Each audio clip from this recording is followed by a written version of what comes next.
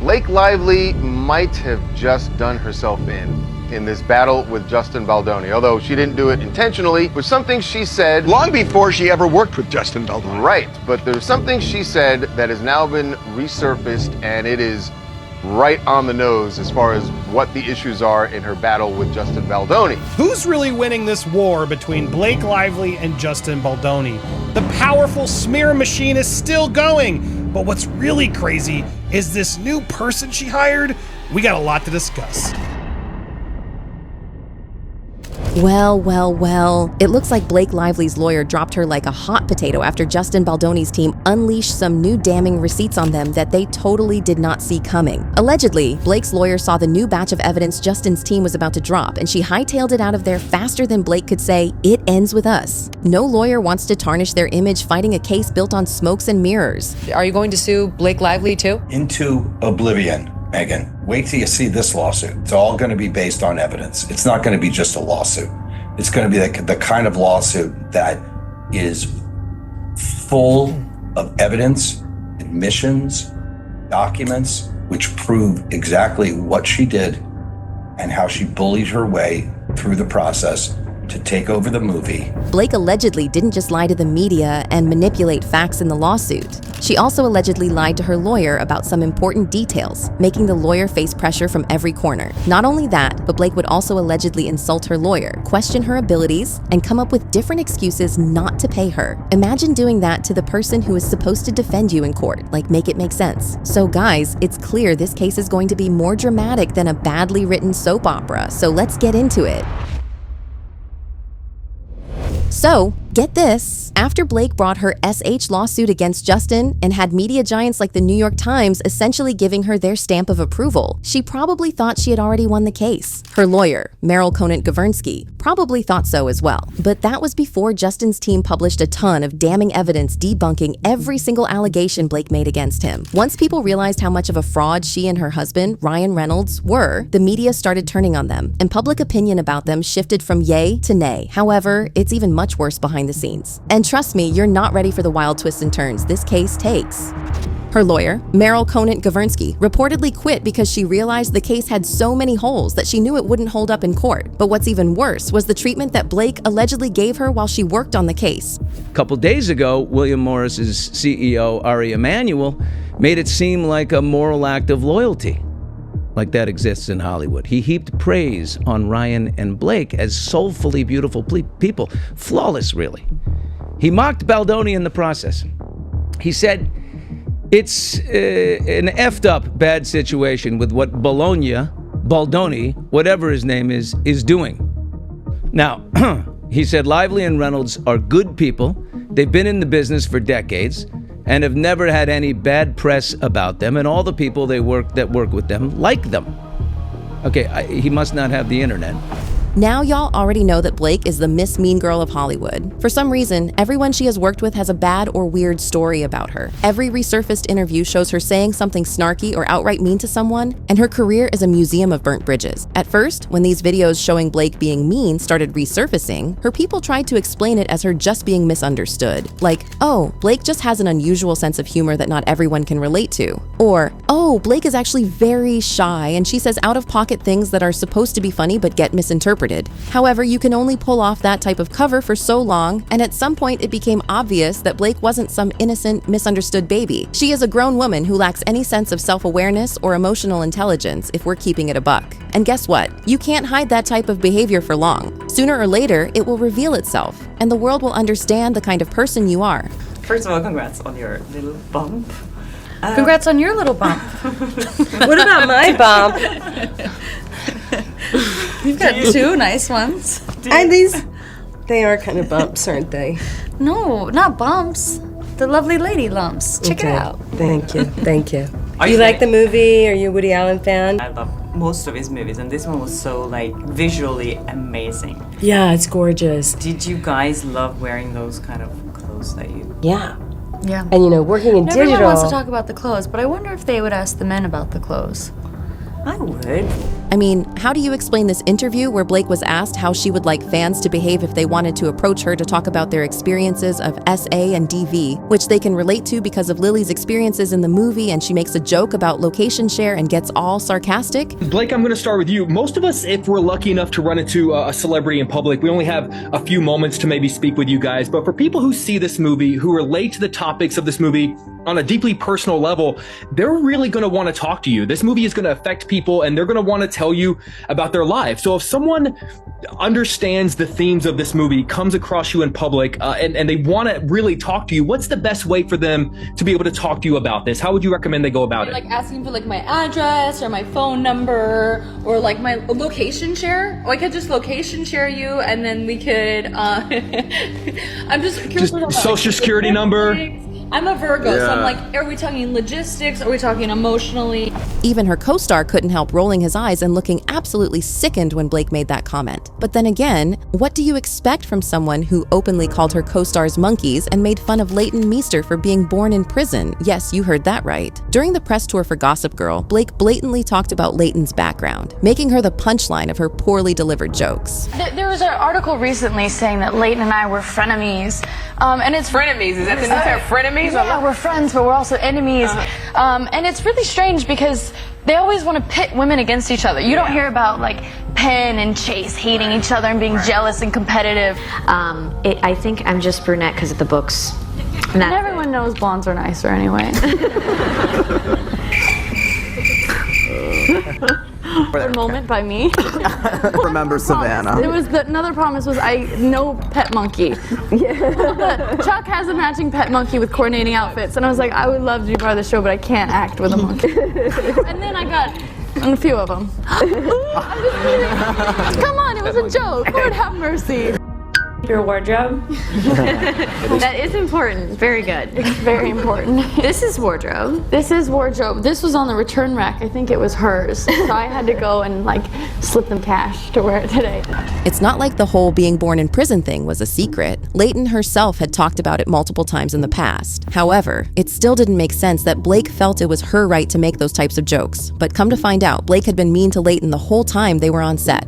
According to reports, there was serious tension between both actresses on set. It was so bad that other cast members felt pressured to pick a side. Blake and Leighton were best friends on screen, but that friendship didn't reflect anywhere in their personal lives. Some said it was due to personality differences. Blake was more outgoing, while Leighton was more of an introvert. However, from watching their interviews together during the press run, you can easily tell it was so much more than personality clashes. Blake's mean girl behavior also manifested itself in the production and press tour of It Ends With Us. She would allegedly try to force other cast members to side with her whenever she had issues with anyone on set and was always trying to control the movie's creative process. Allegedly, Blake wanted Justin's director's chair for herself, and she would guilt trip and bully him into letting her make adjustments to the script, sometimes without his knowledge. But that's not all. When Blake finally brought her explosive lawsuit against Justin, there were immediately red flags in her complaints. One of the biggest red flags was that it appeared as though Blake was bribing the media to publish stories, painting Justin as the villain and accusing him of running a smear campaign against her. Case in point, the New York Times article published literally hours after Blake filed her lawsuit. The article, titled, "We Can Bury Anyone Inside a Hollywood Smear Machine," was published the day after Blake filed her lawsuit, and let's just say it had some pretty interesting theories.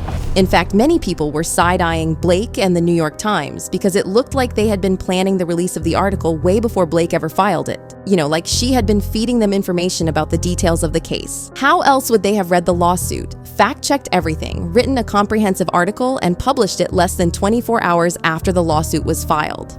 Justin Baldoni has spoken out against the New York Times in newly obtained court documents.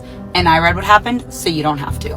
Baldoni has stated that a jury must decide if the New York Times is responsible for its involvement with his ongoing legal battle against Blake Lively. In court documents filed on Friday, March 14th, Justin Baldoni has stated that the New York Times has long presumed itself beyond accountability, not here, and that the New York Times went past merely reporting. He then went on that the New York Times actively vouched for the veracity of its false narrative by publishing Blake Lively's complaint in full, and that the fair report privilege that the New York Times seeks to hide behind does not protect it from liability for maliciously colluding with Lively and her cohort to publish a false and defamatory hit piece about the Wayfarer parties, wrongly casting them as villains and making them scapegoats for Lively's well-publicized media missteps. The New York Times responded in a statement to us, stating that the flaws in the Wayfarer Baldoni case were made clear last week in their own legal filing when they asked the court for yet another opportunity to amend their complaint to try and make it legally sufficient. It didn't add up. The Times article violated many ethical boundaries of journalism. I don't know if y'all have read it, but from the first word, it seemed very biased against Justin. Reading the article, you would think the case had already been tried, and Justin had been found guilty in a court of law. You wouldn't be able to tell that the lawsuit was literally filed hours before the article was released. That's not just irresponsible journalism. It's literally creating a so-called smear machine, the same thing they were accusing Justin of doing. As if that wasn't bad enough, in its haste to publish the story before anyone else, the Times didn't even give Justin, his business partner Steve Sarowitz, or Wayfarer Studios the chance to respond to the lawsuit. It gets to a certain point where bad faith journalism is no longer just bad faith. It's straight up diabolical, almost like deliberately trying to sabotage another person's career by publishing a bunch of words that lack substance. So it makes sense that Justin didn't wait too long before firing back in his $400 million lawsuit against the New York Times, Blake and Ryan, for putting out what Justin called a defamatory article about him. And if you thought Justin wasn't affected by the article at all, then think again, because it has been devastating for him. Because it was published before many people knew about the lawsuit, it set the tone for how people would view Justin and whatever he said to defend himself. It's like making allegations against someone and then getting a town crier to announce that the person you're accusing is guilty. After that, no matter what the person says, they'll always be viewed as a liar. And don't even get me started on the fact that Blake has been acting shady about this case since day one. Many of the details she added to her lawsuit as supposed proof of Justin's crimes were wobbly at best. Why did she redact many important parts of the text messages she added to her lawsuit? Why did she add supposed HR complaints with the dates and timestamps redacted? It was giving. I'm only going to show the side of the story that benefits me. Let me ask you, what are the dates of these HR complaints? Do you know the dates? There's no dates. The dates are redacted. The names of the complainants are redacted, except for on one of them, there's an M.